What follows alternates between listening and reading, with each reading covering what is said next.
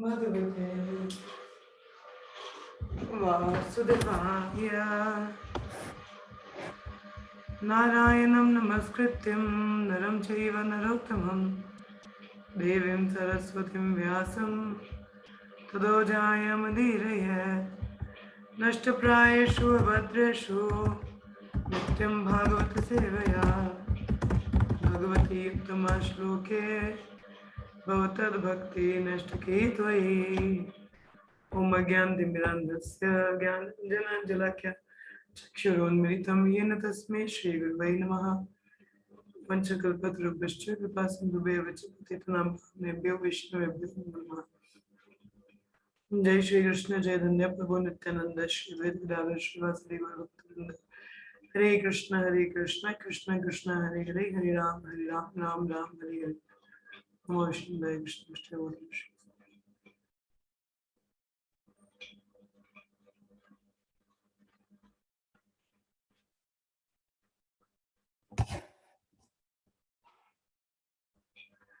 हम लोग पढ़ रहे हैं प्रथम स्कंद के 19वें अध्याय का 11वां श्लोक। खैर 10वें का हमने थोड़ा सा पढ़ना था, बट श्लोक आज ये वाली चर्चा करनी है तो इसलिए हम लोग थोड़ा सा पढ़ लेते हैं, श्लोक रिसाइट कर लेते हैं, फिर हम लोग पीछे चलेंगे।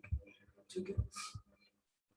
अन्य च देवर्षि ब्रह्मर्षि वर्या राजर्षि वर्या अरुणादयश्च नानार्षया प्रावरन् समेता अभ्यार्चया राजशिराश विवन्दे।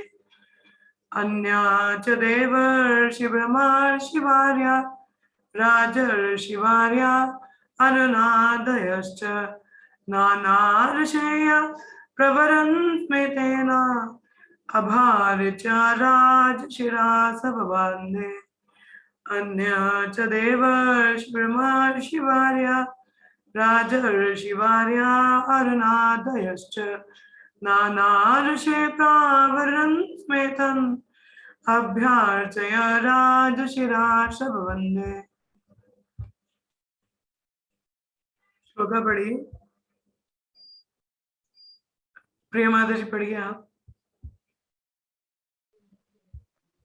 अन्ये च देवऋषि ब्रह्मऋषि वर्या राजऋषि वर्या अरुणादस्य च नानाश्रिया प्रवनान् समेतान् अभ्यार्चाय राजश्रियाय ववन्। नेक्स्ट प्रिंसी माता जी पढ़िए। हरे कृष्णा माताजी। अन्याय च देवस्य ब्रह्मस्य वर्या राजस्य वर्यः नादयश्च ननारशया प्रवान समितन् अभ्येव च राजश्रियास ववन्दे। नेक्स्ट आगे बढ़िए कोई। हरे कृष्ण दंडवत प्रणाम। हरे कृष्ण माता जी।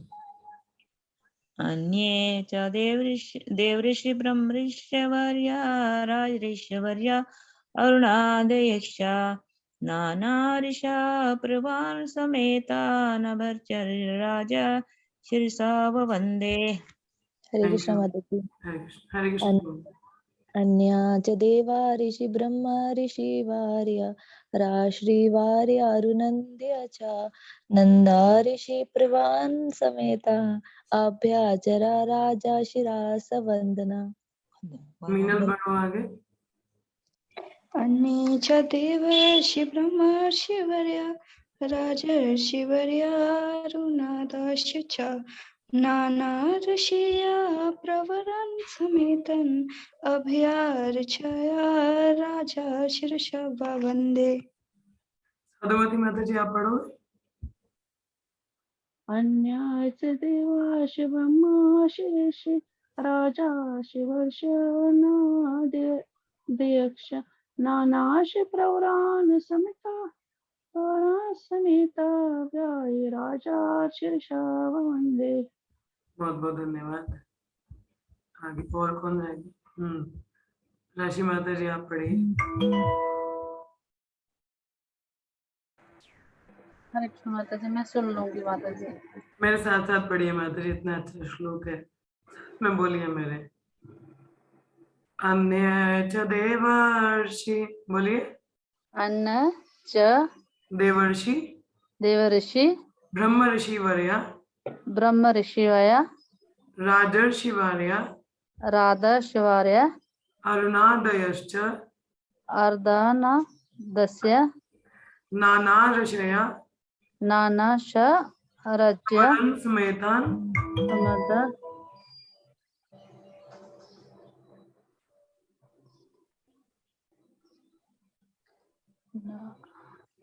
अभयार्च्य राजा अमाच राजा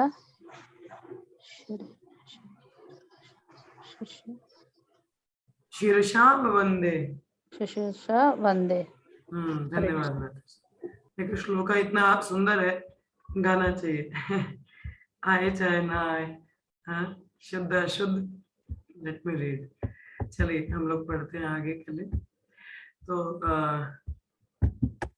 कल हम लोगों का यहाँ पे तात्पर्य में थोड़ा सा रह गया था, तो उसको एक बार पढ़ देते हैं हम लोग। कहाँ तक पढ़ा था, किसी को याद है? विश्वामित्र मुनि का पढ़ लिया था हम लोगों ने कि नहीं? पराशर जी का पढ़ लिया था ना? जी माता पराशर मुनि का। हाँ, विश्वामित्र मुनि का पढ़ लेते हैं। ये पिछले श्लोक का ही तात्पर्य है, हम लोगों ने इनका पढ़ा नहीं था ज्यादा। ये पढ़ लेते हैं, फिर आगे वाला पढ़ेंगे हम। ठीक है, मीनल पढ़ो इसको। हरि बोल। यस माता जी। गाधी सूत या विश्वामित्र ये तपस्या तथा योग शक्ति के महान ऋषि थे। ये गाधी सूत के नाम से विख्यात हैं क्योंकि इनके पिता गाधी कान्यकुब्ज प्रांत उत्तर प्रदेश का अंग के शक्तिशाली राजा थे।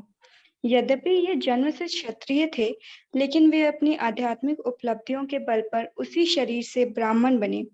इन्होंने वशिष्ठ मुनि से झगड़ा मोल ले लिया जब वे क्षत्रिय राजा थे। मतंग मुनि के सहयोग से इन्होंने एक महान यज्ञ किया। इस प्रकार से वशिष्ठ के पुत्रों का नाश कर सके।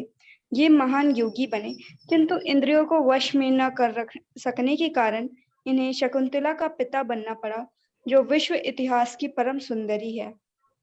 एक बार जब वे क्षत्रिय राजा थे, तो वे वशिष्ठ मुनि के आश्रम में गए, जहां इनका भव्य स्वागत हुआ।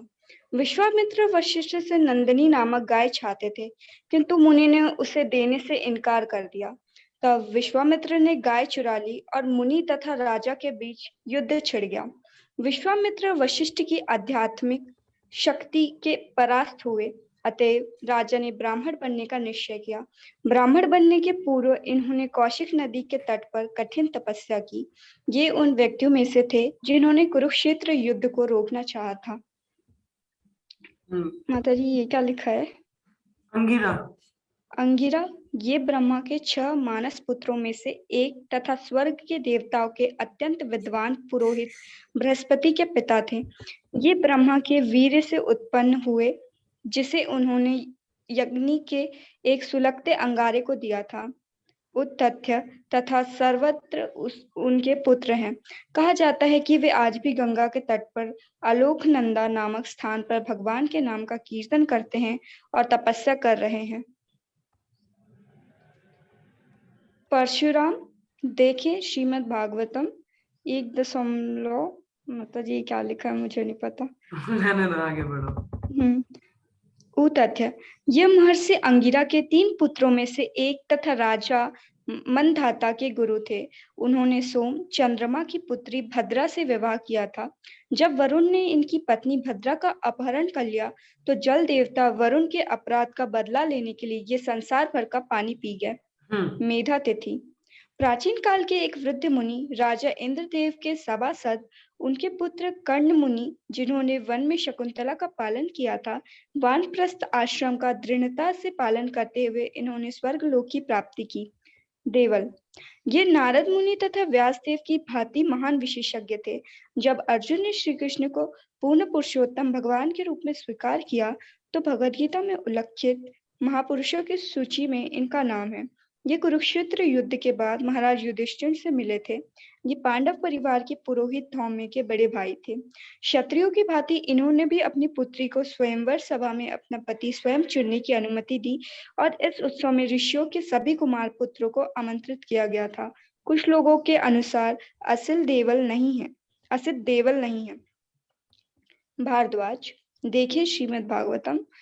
गौतम, ये ब्रह्मांड के 7 महर्षियों में से एक है। इनके एक पुत्र का नाम शरद्वान गौतम था। आज के गौतम गोत्र के लोग या तो इसके वंशज हैं अथवा इनकी शिष्य परंपरा के हैं। जो ब्राह्मण अपना गौतम गोत्र बताते हैं वे इनके वंशज हैं और जितने गौतम गोत्र वाले क्षत्रिय तथा वैश्य हैं वे उनकी शिष्य परंपरा के हैं। वे विख्यात अहल्या के पति थे। अहल्या इंद्रदेव के द्वारा छेड़े जाने पर पत्थर बन गई थी, किंतु भगवान रामचंद्र द्वारा इनका उद्धार हुआ।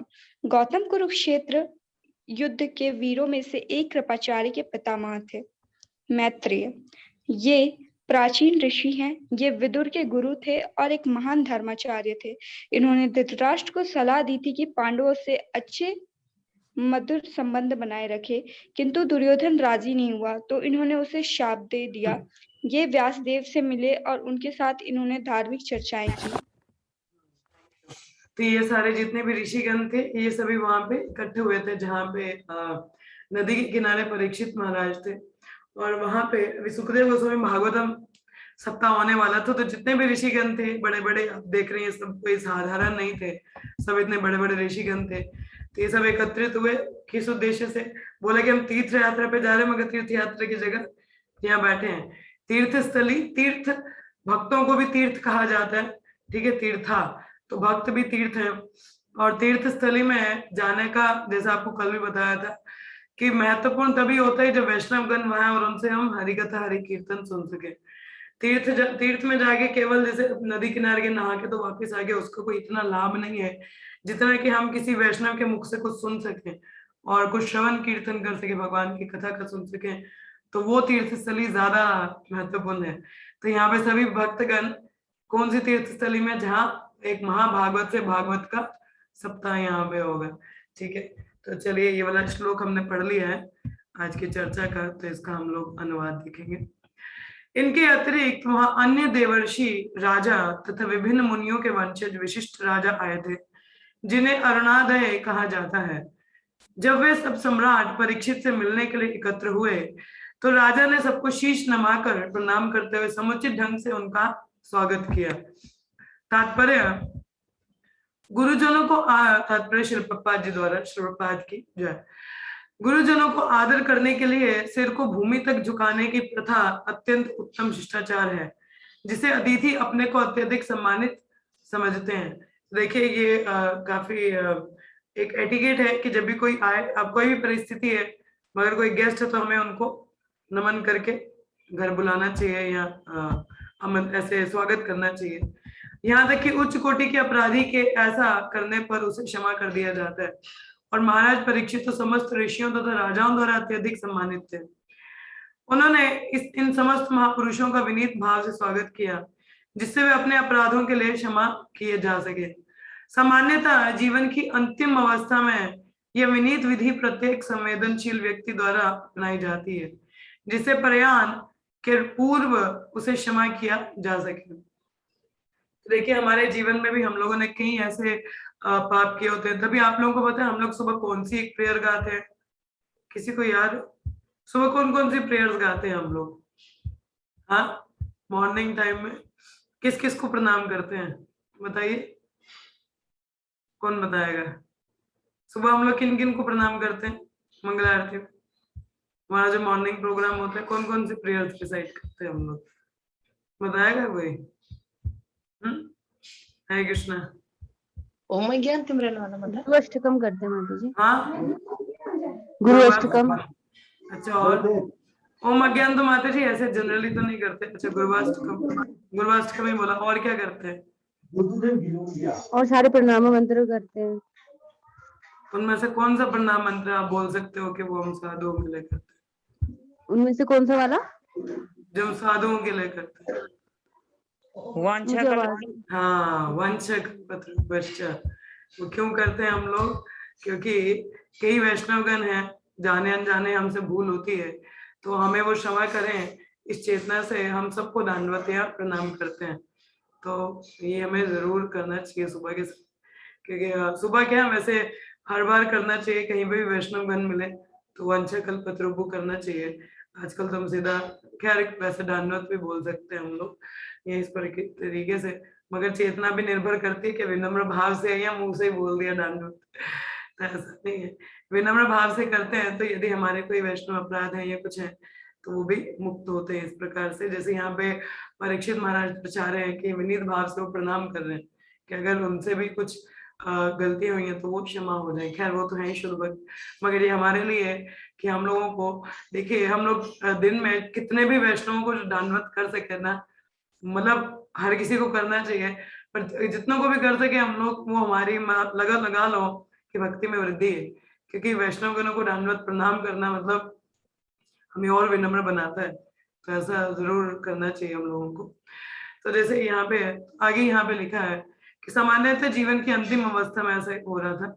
इस प्रकार से महाराज परीक्षित ने भगवत धाम वापस जाने के लिए सबों की शुभकामनाएं प्राप्त की। तो मतलब सभी को नमन किया, प्रणाम किया, तो सबकी क्या है यहाँ पे उन सबकी आज्ञा ले रहे हैं, उनकी ब्लेसिंग ले रहे हैं कि वो धाम जा सके।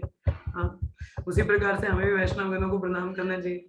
बोलेंगे माता जी अभी धाम जाने की जल्दी तो नहीं है हमको, तो धाम जाने की जल्दी नहीं है, मगर हमारा शुद्धिकरण हो इसलिए हमको उनको प्रणाम करना चाहिए। ठीक, आगे का श्लोक आता है, सुखोपि विशेष्टवथा तेषु भूया कृत प्रणाम चिकीर्षिता यत्ता विज्ञापयामास विविक्त चेता उपस्थितो ग्रह विबृहित पानी।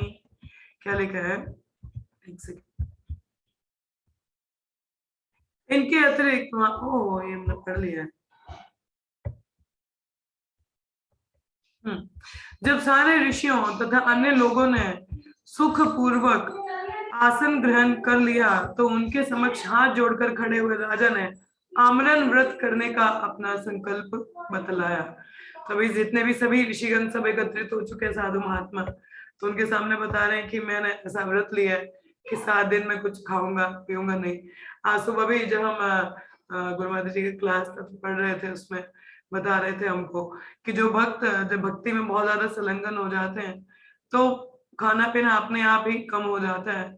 कम हो जाना मतलब कि भौतिक शरीर के प्रति हमारी जो उसको भोग विलास की प्रवृत्ति होती है वो अपने आप में कम हो जाती है। तो मगर उसके लिए हमारा जो है आध्यात्मिक स्तर पर अब्जॉर्प्शन बहुत जरूरी है।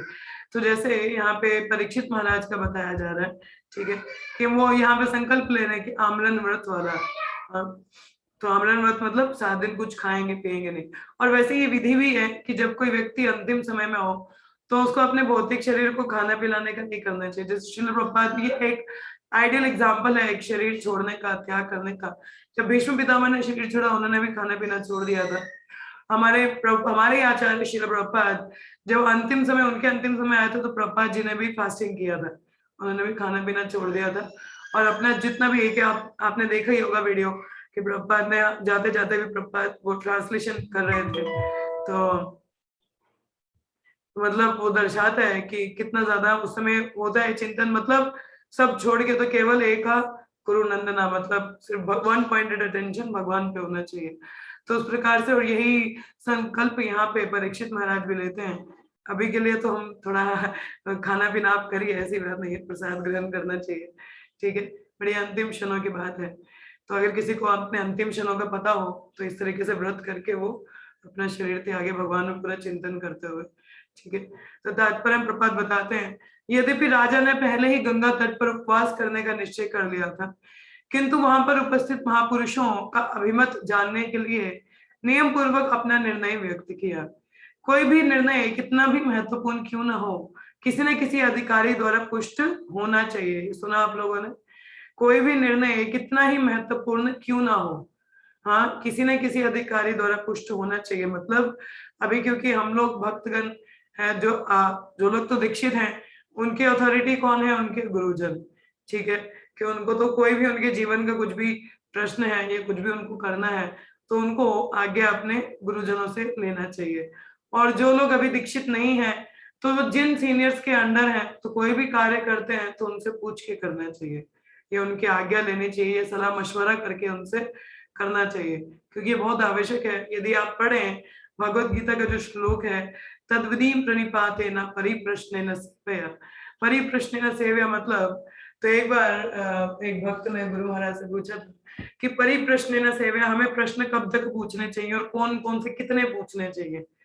परिप्रश्नेन सेवया तो बोले कि सेवा करो, प्रश्न पूछो, मगर कितने और किस हद तक प्रश्न पूछने चाहिए। तो गुरु महाराज ने बोला था अंतिम क्षण तक प्रश्न पूछने चाहिए और हर एक बात पूछनी चाहिए, कुछ भी जब हम करते हैं। अब जैसे एक छोटा बच्चा होता है तो माता पिता से कुछ भी करेगा तो पूछेगा कि मैं बाहर जाऊं, मैं ये कर लूं, इस प्रकार से। यदि जैसे हम धाम यात्रा भी करते हैं तो हमें अपने गुरुजनों का आशीर्वाद लेके उनसे आज्ञा लेके जाना चाहिए, कृपा और बढ़ती है। हाँ, और ज्यादा हम धाम में कुछ अपराध ना करें, तो इसलिए हमें ब्लेसिंग्स लेके जाना चाहिए अपने वैष्णव गणों का, सीनियर्स का। तो इस प्रकार से कुछ भी जो हमारे जीवन के महत्वपूर्ण अंग है, या महत्वपूर्ण के कोई भी प्रश्न है, कुछ भी होता है, तो हमारे जो हायर अथॉरिटीज है उनसे पूछ के जाना चाहिए, उनको बता के जाना चाहिए। हाँ, एटलीस्ट बता के तो कुछ भी उनको बताना चाहिए। ऐसा नहीं कि अपने हिसाब से अगर हम करते हैं तो एक स्वतंत्र तरीके से आप जीने का प्रयास करते हो कि नहीं हमारे ऊपर कोई अथॉरिटी नहीं है, तो ऐसा चलना गलत है। अभी जैसे आप में से कई लोग भक्तगण अभी आप धाम गए हो, तो क्या आपने किसी अपने सीनियर अधिकारी को बताया, सीनियर वैष्णव को, कि हम जाएं कि नहीं जाएं, या ऐसा पूछा किन्हीं से, या ब्लेसिंग्स ली कि अभी हम जा रहे हैं तो अच्छे से हम यात्रा करें। ये सबसे सही तरीका है जाने का। धाम जाने में दिक्कत कुछ नहीं है, परंतु अगर वैष्णवों की कृपा हो तो और ज्यादा धाम यात्रा बहुत सुगम होती है।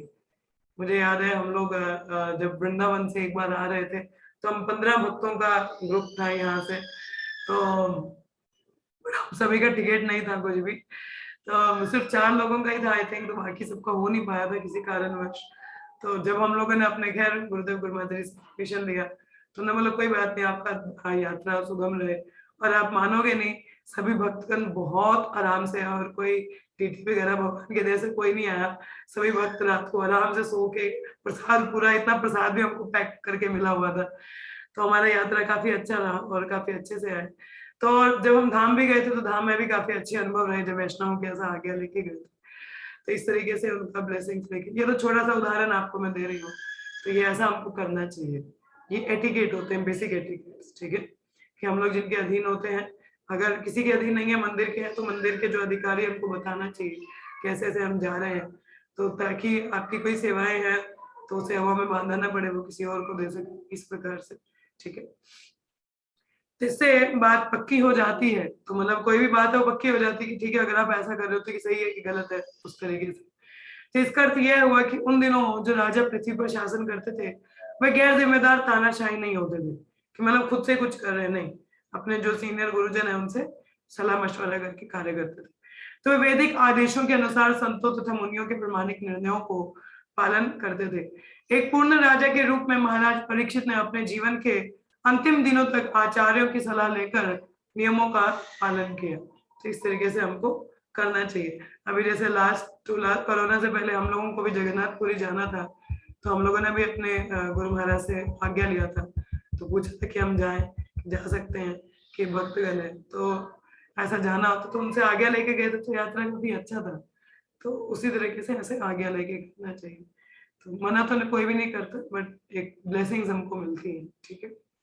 आगे जैसे यहाँ पे लिखा है, राज उवाच अहो वयम धन्यतम नृपाणाम महत्मानुग्रहणीयशीला राज्ञम कुलम भ्रमणापादेश शोचादम दुरादम विश्वम बता ग्रह कर्मा। क्या लिखा है स्वामी कृष्ण?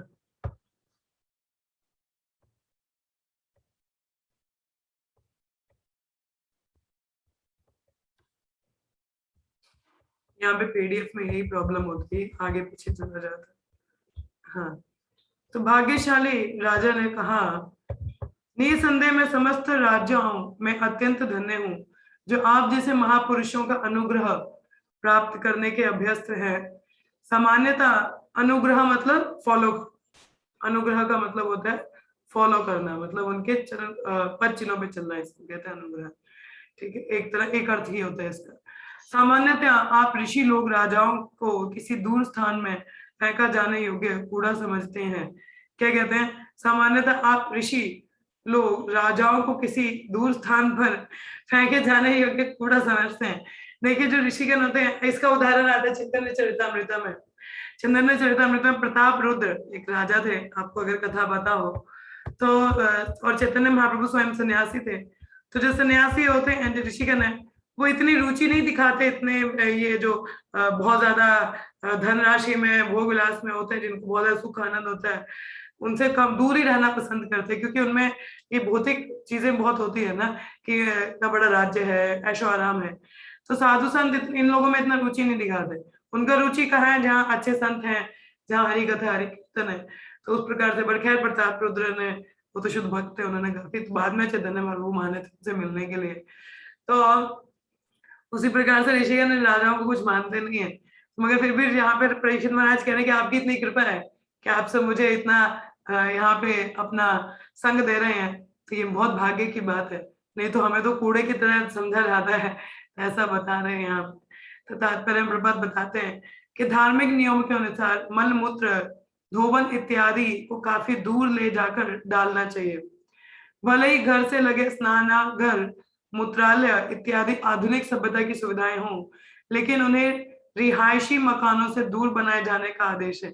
देखिए, ये जो शौचालय होते हैं, इनको घर के अंदर नहीं, आजकल तो खैर मॉडर्न है, हमारे घर में खुद अंदर ही है, तो क्या बोलेंगे, बाहर भी है वैसे बेसिकली। तो ये बाहर होना चाहिए घर के, मतलब अंदर नहीं होना चाहिए, क्योंकि ये घर की पवित्रता को वो करता है, सही नहीं रखता। बट आजकल मॉडर्न लोग हैं तो सब कुछ अंदर ही चलता है, तो वो गलत आता है थोड़ा। तो उसी प्रकार से स्नान घर और जो शौचालय वाला है, जहाँ पे मल का त्याग करते हैं, वो दोनों भी अलग अलग होने चाहिए, एक ही स्थान पे नहीं। एक ही स्थान में मतलब आजकल तो कंबाइन ही होता है ना, तो वैसा नहीं होना चाहिए, क्योंकि वो सूची नहीं माना जाता उसको, मतलब गंदा माना जाता है एक तरीके से, तो ब्राह्मणी गलत माना जाता है। मगर आजकल तो खैर थोड़ा कुछ सेपरेशन होना चाहिए बीच में, तो ऐसा है नहीं। पहली बात है, ये बाहर होना चाहिए। अगर घर में भी है तो दोनों एक ही में नहीं होने चाहिए, थोड़ा डिफरेंस होना चाहिए, तो ऐसा बोला जाता है। मगर आजकल खैर क्या करें, कलयुग है, सब अपने अपने हिसाब से चलते हैं। तो मगर ऐसा होना चाहिए जैसा यहाँ पे पता है, ठीक है। यदि उदाहरण यहाँ पर उन राजाओं पर लागू किया गया है जो भगवत धाम के मार्ग पर अग्रसर हो रहे हैं। भगवान श्री चैतन्य महाप्रभु ने कहा है, जो लोग भगवत धाम जाना चाहते हैं, उनके लिए करोड़पतियों के या राजाओं के घनिष्ठ संपर्क में रहना आत्महत्या से भी निकृष्ट है। सुना आप लोगों ने? तो तभी चैतन्य महाप्रभु ने राजा प्रताप रुद्र से मिलने से मना किया था, क्योंकि इतने बड़े राजा थे। और जो भी भक्तगण, क्यों मना किया जाता है? क्योंकि ये कहीं ना कहीं भौतिक दृष्टिकोण में या भौतिक चीजों में ज्यादा होते हैं, तो उनका संग करने से पता चला हमारा बुद्धि भ्रष्ट हो जाए, तो इसलिए मना किया जाता है कि जो भगवत भक्ति में सीरियस है, उनको ऐसे भौतिकवादियों के संग नहीं करना चाहिए। दूसरे शब्दों में, अध्यात्मवादी लोग सामान्यतः ऐसे लोगों की संगति नहीं करते जो भगवान की सृष्टि की बाह्य सुंदरता द्वारा अत्यधिक आकृष्ट रहते हैं। मतलब भगवान के प्रति आकर्षण नहीं है, मगर उनकी जो शक्तियां हैं उनके प्रति आकर्षण है। हाँ, तो आध्यात्मिक अनुभूति में उच्च ज्ञान होने से अध्यात्मवादी जानता है कि यह सुंदर भौतिक जगत वास्तविकता का अर्थात भगवत धाम का छाया रूप प्रतिबिंब मात्र है। तो भौतिक जगत तो क्या है? प्रतिबिंब है आध्यात्मिक जगत का। हाँ, तो क्या उसका उल्टा परछाई है, तो मगर असली चीज तो ऊपर है, तो हम लोग छोटी से ही आकर्षित हो जाते हैं। हाँ, अतएव राजसी ऐश्वर्य या इसी तरह की अन्य वस्तु से अधिक मोहित नहीं होते। किंतु महाराज परीक्षित की बात ही कुछ और थी। ऊपरी तौर पर देखने में राजा को एक अनुभवहीन ब्राह्मण बालक द्वारा मृत्यु का श्राप मिला था, किंतु वास्तव में उन्हें भगवान ने अपने पास बुलाया था। तो मतलब बाह्य तौर पे कारण क्या दिखते कि श्राप मिला, मगर आंतरिक रूप में ये तो भगवान का इच्छा था।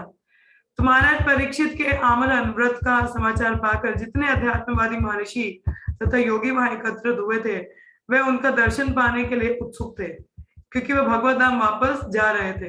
देखो, ऐसे जनरली राजाओं से मिलने कोई नहीं जाता, पर यहाँ पे क्यों जा रहे हैं? क्योंकि ये तैयारी कर रहे हैं भगवत धाम जाने की। हाँ, तो सब लोग ऐसे भक्त का दर्शन करना चाहते हैं।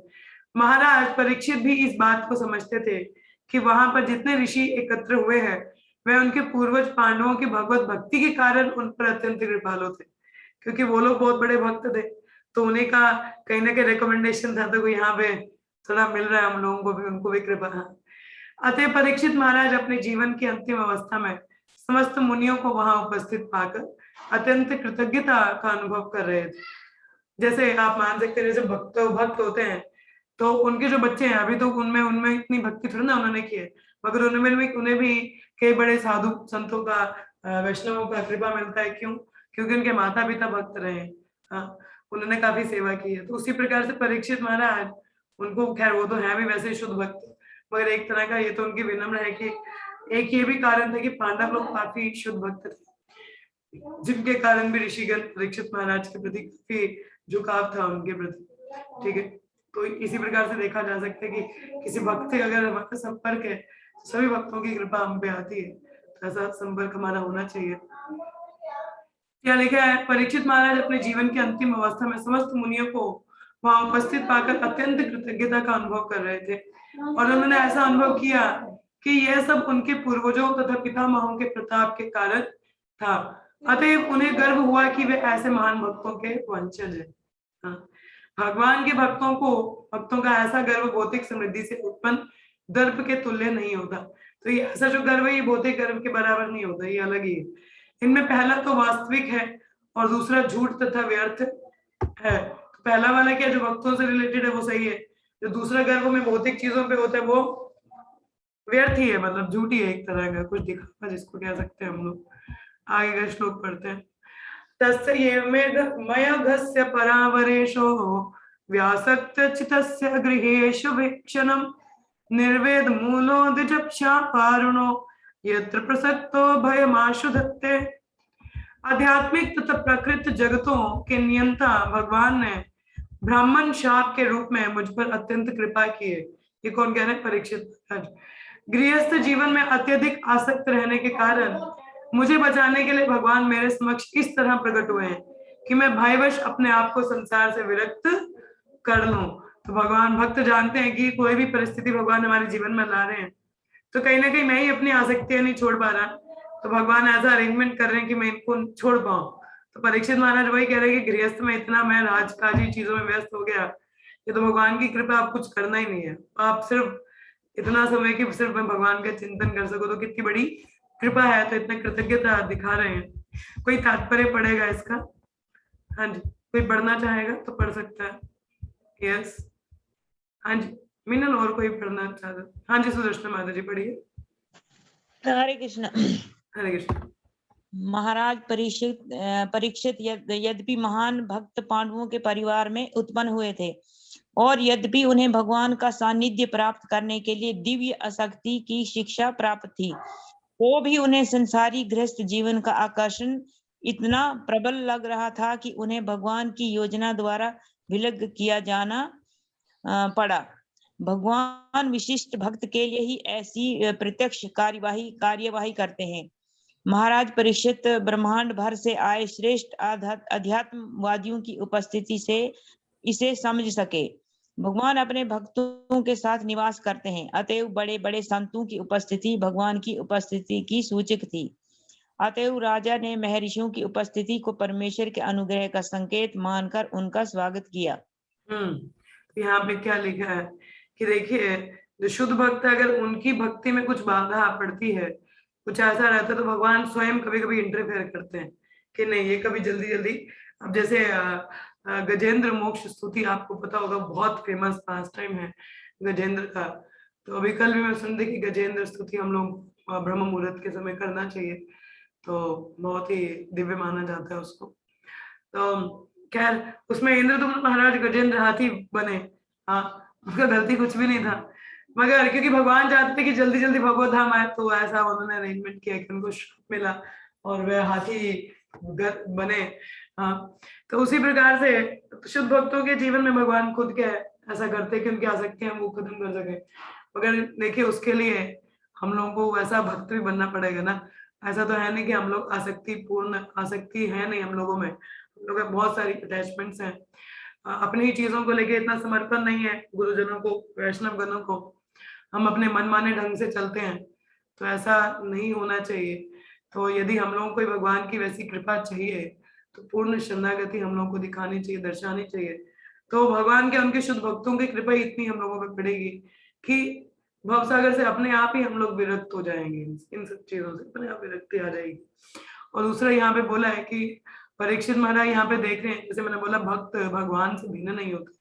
जहाँ भक्त वैष्णवगण एकत्रित हैं, अपने हृदय में धाम लेके जाते हैं, तो जहाँ वे एकत्रित है हरि कथा करेंगे और वहीं पे धाम मैनिफेस्ट हो जाता है। और जहाँ धाम है वहां भगवान उपस्थिति है। तो भक्तों की उपस्थिति भगवान की उपस्थिति दर्शाता है, उसका सूचक होता है। तो इसीलिए यहाँ पे परीक्षित महाराज और ज्यादा कृतज्ञता अपनी दिखा रहे हैं कि देखो कितनी कृपा है, कितने ऋषिगण आए हैं मुझ पर कृपा दिखाने के लिए। तो और ये तो भगवान को स्वयं यहीं पे लेके आ गए। हाँ, तो वैसा हम लोगों का भी रहना चाहिए। आगे का श्लोक है तमोपायतम प्रतियंतु विप्रा गंगचा देवी धृत चित्तमिष्ये द्विजोपासृष्ट कुहकस्तक्षको वा दशत्वालम गायता विष्णु गाथा। हे ब्राह्मणों, आप मुझे पूर्ण रूप से शरणागत में के रूप में स्वीकार करें और भगवान के प्रतिनिधि स्वरूपा माँ गंगा भी मुझे इसी रूप में स्वीकार करे, क्योंकि मैं पहले से ही अपने हृदय में भगवान के चरण कमलों को धारण किए हूँ। अब चाहे तक्षक नाग या ब्राह्मण द्वारा उत्पन्न कोई भी चमत्कारी वस्तु मुझे तुरंत डस ले चलेगा। मेरी एकमात्र इच्छा यह है कि आप सब भगवान विष्णु की लीलाओं का गायन करते रहे। देखिए, प्राण त्यागे इस प्रकार से कि हरि कथा हरि कीर्तन चलते हुए हम क्या है, प्राणों को त्यागे। तो ऐसा हमारा होना चाहिए कि हम लोग जब अंतिम समय अपनी अंतिम क्षणों की सांसें लें तो हमें कोई भक्त को जो मैं भागवत सुनाए या कीर्तन चले तो बहुत आसान हो जाएगा शरीर त्यागना। परंतु अगर ऐसा ना हो पाया तो मुश्किल हो जाएगा। हाँ, संग होना बहुत जरूरी है। तभी कहा जाता है कि अपने आप को संग में रखिए, ताकि अगर आप पे कोई विपदा आती है तो भक्त आपको देखने के लिए हो। हाँ, आपको हरि कथा सुनाए। आप, मुझे याद है 2012 की बात है जब मुझे like I get into a cervical मुझे हुआ था। उस समय काफी तकलीफ थी। अभी तो क्या भक्ति अभी शुरू ही हुआ था, इतना ज्यादा तो नहीं था भक्ति में। बट उस समय मुझे याद है कि जो मेरी सहेली थी माता जी, मुझे रोज कॉल किया करते थे, क्योंकि उस समय इंटरनेट तो होता नहीं था कि हम कुछ सुन पाते। तो मुझे रोज फोन करके, तो मुझे गुरु महाराज का वो आता है डॉट फॉर द डे, मुझे रोज वो सुनाते थे। और साथ में कुछ आप जो भी वो कथा सुनते थे तो मुझे थोड़ा समय देके तो जरूर वो सुनाते थे उस समय में, कि ताकि उस परिस्थिति में भी मैं भगवान का चिंतन कर सकूं। क्योंकि मुझे याद है उस समय आई वाज लाइक अनकॉन्शियस मतलब कैसे कोई व्यक्ति अगर सोया तो सोया ही रहेगा, मतलब इतना चेतना नहीं रहता था। मगर उन माता जी की आज भी मैं भूलती, अब तो खैर इतना संपर्क में तो नहीं है, मगर उनकी वो कृपा मैं आज तक नहीं भूलती कि उस कठिन समय में वो स्वयं मुझे फोन करके तो इतना वो सुनाते थे भगवत कथा।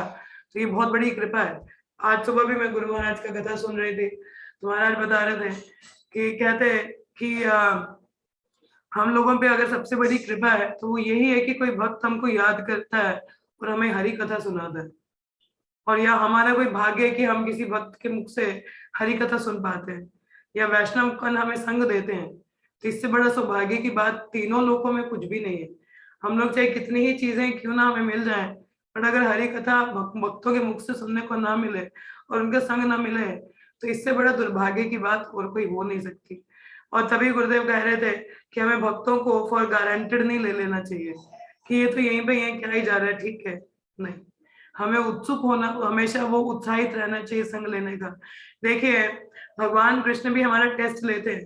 जब हम लोगों का इतना उत्सुकता होता है भक्तों का संग लेने का, हरि कथा सुनने का, तो भगवान हमें और भक्त संग देते हैं और हमें मौका देते हैं कि हम संग ले सके और ले।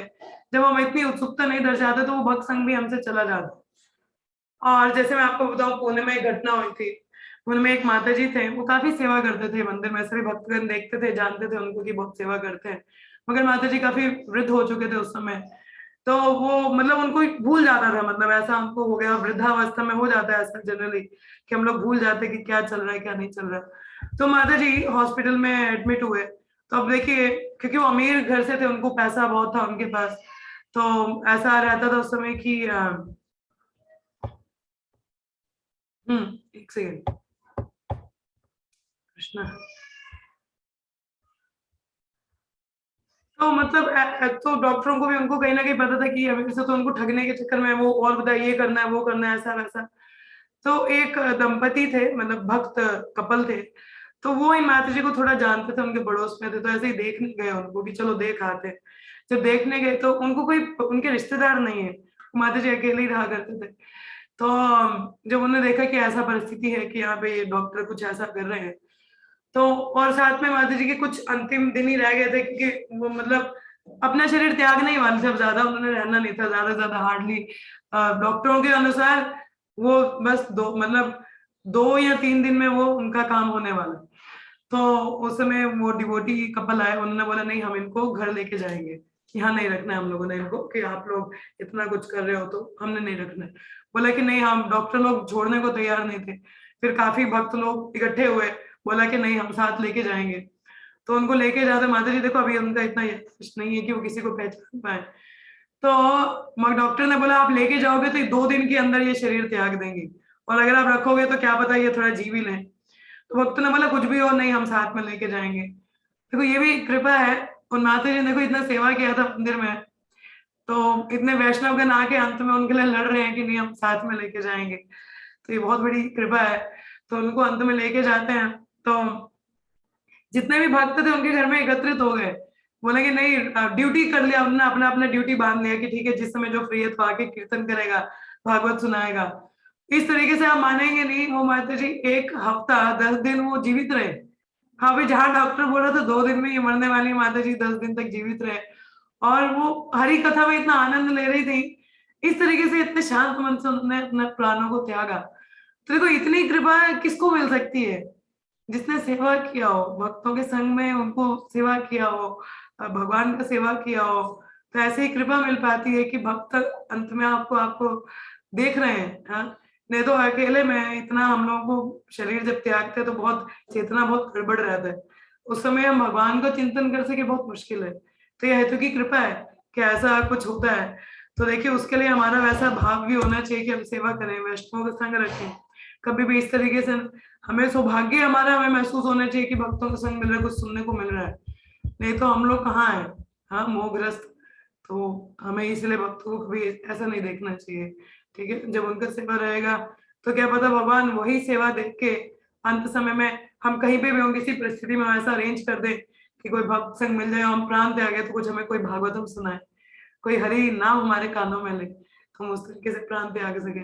हाँ, तो ये बहुत बड़ी कृपा होगी भगवान की उनके भक्तों की।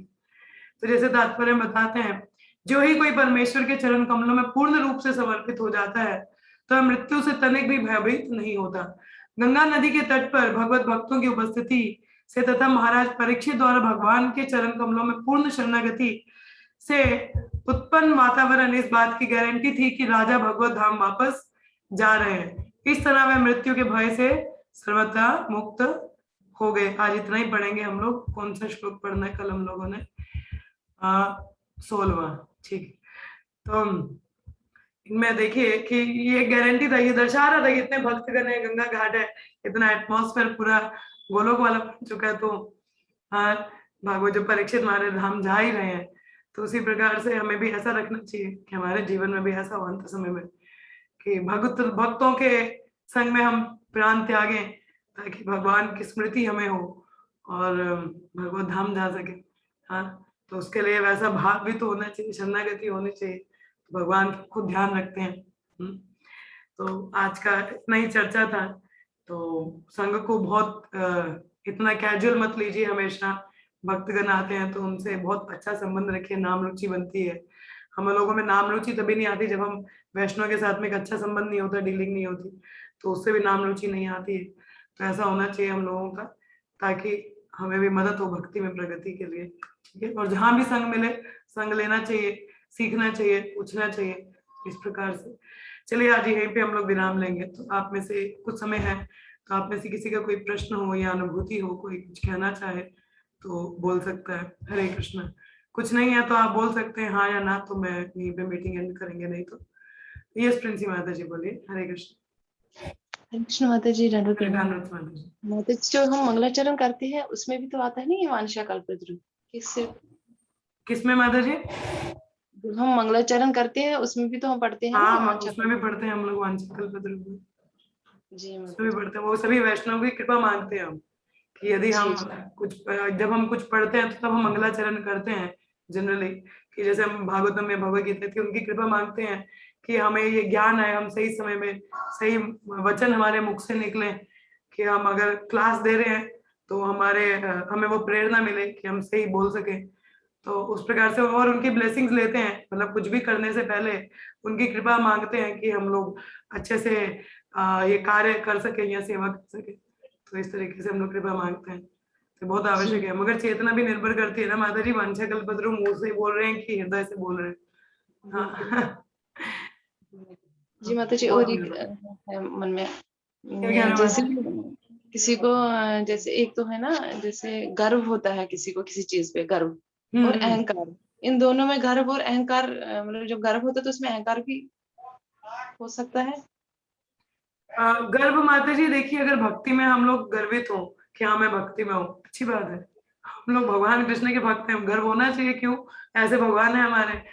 और दूसरा गर्व कह सकते हैं कि हाँ हमें गर्व होना चाहिए कि हम ऐसे गुरु महाराज के शिष्य हैं, उनकी कृपा हमें मिली है। गर्व होना चाहिए कि हमें भक्तों का संग मिलता है, ये गर्व सही है। मगर ये ध्यान में रखना चाहिए कि ये भी कृपा है कि मिल रहा है। हाँ, ऐसा गर्व, ये गर्व गलत है कि बोले मैं तो बहुत शुद्ध भक्त हूँ, ये गर्व गलत है। हाँ, जो हमें निमित्त बनाता है, विनम्र बनाता है, वो गर्व सही है। मगर जो हमें अहंकार की ओर लेके जाए, वो गलत है। कि जैसे बता दे कि हम बहुत शुद्ध भक्त हैं, मुझे तो इतना आता है, इतने श्लोक आते हैं, इतने मंत्र उच्चारण आते हैं, इतने लोग मुझे फॉलो करते हैं, वो गर्व गलत है, वो अहंकार है, वो भक्ति को ले डूबेगा। वो ऐसा नहीं होना चाहिए। ठीक है, ठीक है जी माता जी? माता जी। जी माता जी, क्लियर हुआ। हरे और कोई कृष्ण। प्रश्न है किसी का, कोई कुछ कहना चाहे? हरे कृष्णा। हम अच्युत गोत्र के गर्व होना चाहिए। हाँ जी, अभी आप लोगों का फॉर्मली इनिशिएशन साधुमती माता जी हैं अच्युत गोत्र से, बाकी अभी थोड़ा प्रयास कर रहे हैं। प्रयास करिए जल्दी आप लोगों का भी अच्युत गोत्र में एंट्री हो, तो वो बड़ा भाग्य का दिन होगा। चलिए, किसी और को कुछ कहना है? Hare Krishna. Meenal has nothing, okay. चलिए, कुछ और नहीं कहना तो फिर यहीं पे हम लोग विराम लेंगे। चलिए 3 बार हरे कृष्ण महामंत्र का उच्चारण करेंगे यहाँ पे। हरे कृष्णा कृष्ण कृष्णा हरे हरे, हरे राम राम हरे हरे, हरे कृष्णा कृष्ण कृष्णा हरे हरे, हरे राम राम राम हरे हरे, हरे कृष्णा कृष्ण कृष्ण हरे हरे, हरे राम राम राम हरे हरे, हरे कृष्णा कृष्ण कृष्ण हरे हरे, हरे राम राम राम हरे हरे।